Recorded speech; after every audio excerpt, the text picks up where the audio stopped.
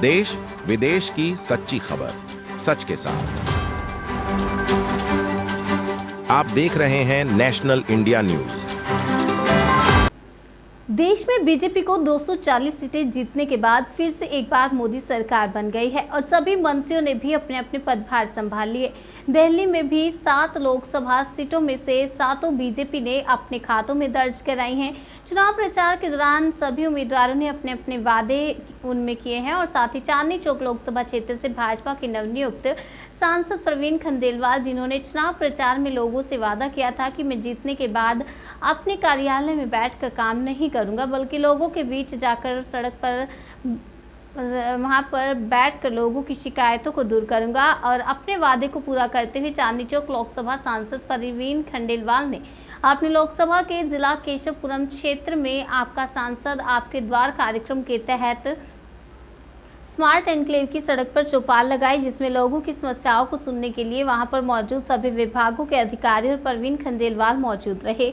लोगों से अपनी अपनी शिकायतें लिखित में लोकसभा सांसद प्रवीण खंडेलवाल को दी और उम्मीद जताई जा रही है कि जिस तरीके से प्रवीण खंडेलवाल लोगों के बीच में आकर उनकी शिकायत सुन रहे हैं, इससे लगता है कि हमारी शिकायतों का जल्द ही निवारण भी होगा। चौपाल कार्यक्रम में केशवपुरम जिले के लगभग सभी भाजपा निगम पार्षद और भाजपा के पदाधिकारी भी शामिल हुए।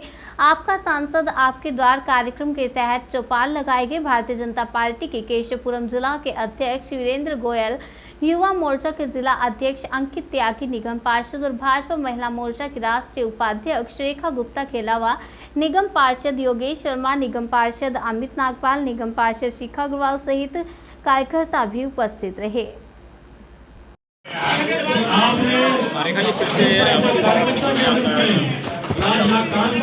क्या कहना चाहते हैं? आज चौपाल लगी है, मुझे बड़ी खुशी है कि हमारे सांसद जी ने जो जनता से वायदा किया था कि मैं आज वोट मांगने आ रहा हूँ, कल मैं काम मांगने आऊँगा, और अब वो जगह जगह पे जा कर के जिस तरीके से जनता के बीच में अपना जन संवाद का कार्यक्रम कर रहे हैं, उससे लोग आते हैं, अपनी समस्या बताते हैं और उन्हें समाधान मिलता है। तो ये दिल की गहराई से मैं उन्हें धन्यवाद करना चाहूँगी कि इतना सुंदर उनका इनिशिएटिव है जिससे जनता को लाभ मिल रहा है और किए हुए वादे पूरे हो रहे हैं।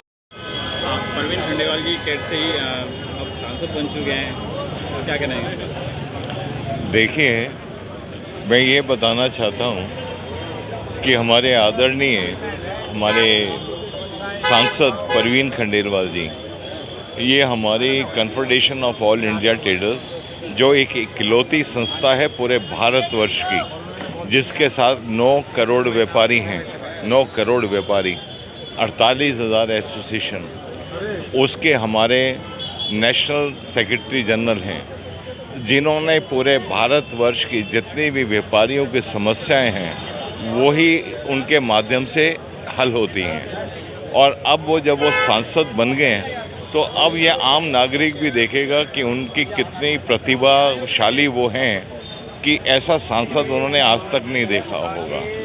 और एक ऐसे सब प्रोजेक्ट स्टार्ट, और आज आप खुद देख रहे हैं, क्या ऐसा कभी किसी सांसद ने किया है? जो कहा वो निभा रहे हैं और आज यहाँ एरिया में पटरी पे आके लोगों की समस्याओं को अधिकारियों को बुला के सुलझा रहे हैं। तो आने वाला वक्त आप देखना कि प्रवीण जी के लिए सब किस तरीके से उनके कायल हो जाएंगे काम को। के बाद इतना जल्दी एक्शन मोड में पब्लिक कभी सोच नहीं सकती जी। ये मोदी जी की टीम है जो संकल्प लेती है उसको सिद्धि पे उतारती है, धरातल पर लेकर जाती है। काम करने के लिए समय का बर्बादी ये हमारी टीम का उद्देश्य है ही नहीं। आप देखिए, मोदी जी ने पहले ही संकल्प किया था 11 तारीख से हर जनप्रतिनिधि अपने धरातल पर हो। कल सभी केंद्रीय मंत्रियों ने भी अपना कार्यभार संभाल लिया, आपने देखा था, आप सभी न्यूज़ चैनल्स ने उसको कवर भी किया है। इसी तरह हमारे सांसद श्री प्रवीण खंडेलवाल जी ने भी कल अपनी पहली जनसभा पहले ज़िले चांदनी चौक में और आज केशवपुरम ज़िले में ये पहली जन समर्पण की जो जनसंपर्क का जो ये चौपाल है ये लगाई है।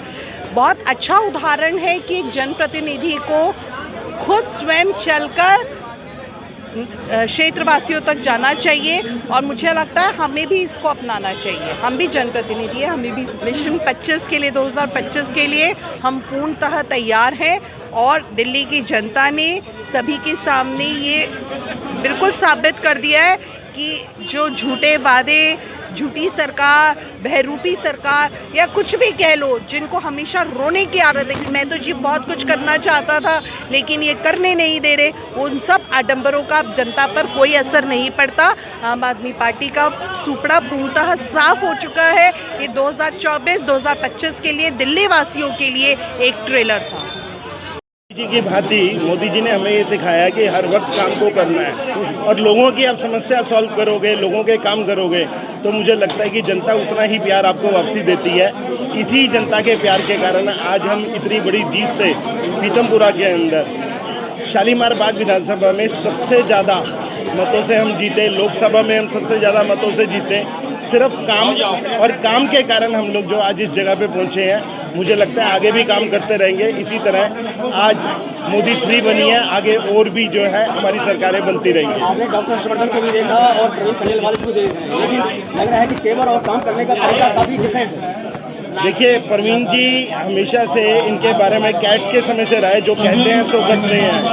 डॉक्टर साहब भी करते हैं, ऐसा नहीं है डॉक्टर साहब ने नहीं किया काम, पर प्रवीण जी ने भी उसी प्रकार से अपने काम की गति, हर व्यक्ति के काम करने का तरीका अलग होता है। अटल जी का तरीका अलग था, मोदी जी का तरीका अलग है, तो यही फर्क आप प्रवीण खंडेलवाल जी में देख सकते हैं। प्रधानमंत्री नरेंद्र मोदी का प्रतिनिधि के तौर पर मैं यहाँ काम,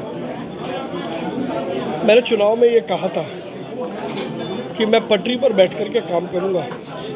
तब शायद लोगों को लगा था कि मैं मुझे वोट चाहिए इसलिए मैं ऐसा कह रहा हूँ।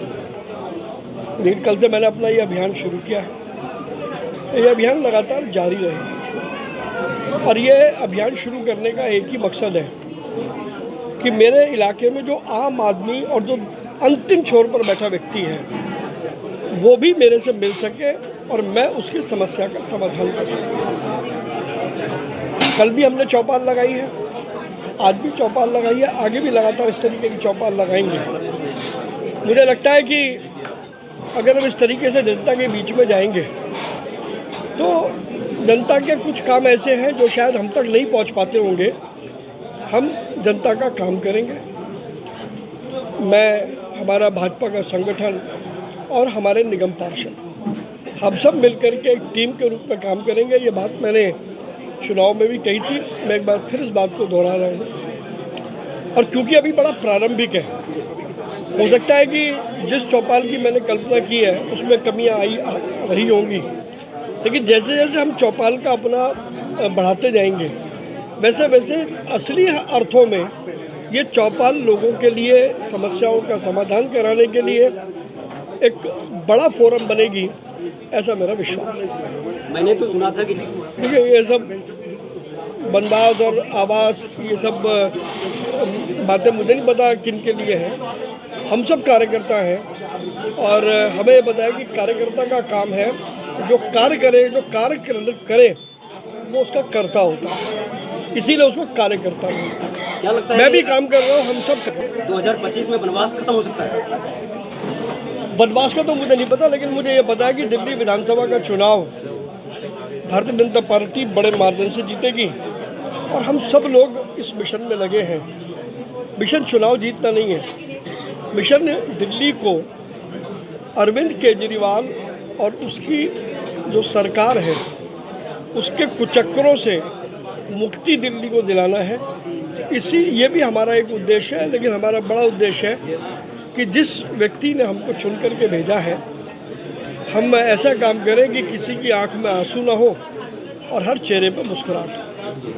सर, आपकी लोकसभा के अंदर 3 वार्ड ऐसे हैं जिनमें गाँव को लेकर काफ़ी भारी समस्या है। 16 नंबर वार्ड है और 66-87। उस सब समस्याओं को लेकर के हम चिंतित हैं, लेकिन आप सहमत होंगे कि एक रात में उनका समाधान नहीं होगा। अभी तो मैंने शपथ भी नहीं ली है, तो भी मैं उतर गया हूँ मैदान में काम करने के लिए। शिकायत ये बड़ा विषय है, एक रात में इसका हल नहीं निकलेगा। मैं भी इस दिशा में काम करूँगा, लोगों का भी सहयोग चाहिए ये मैं कह सकता हूँ कि कुछ समय के बाद गाय की इस समस्या का स्थायी समाधान होगा।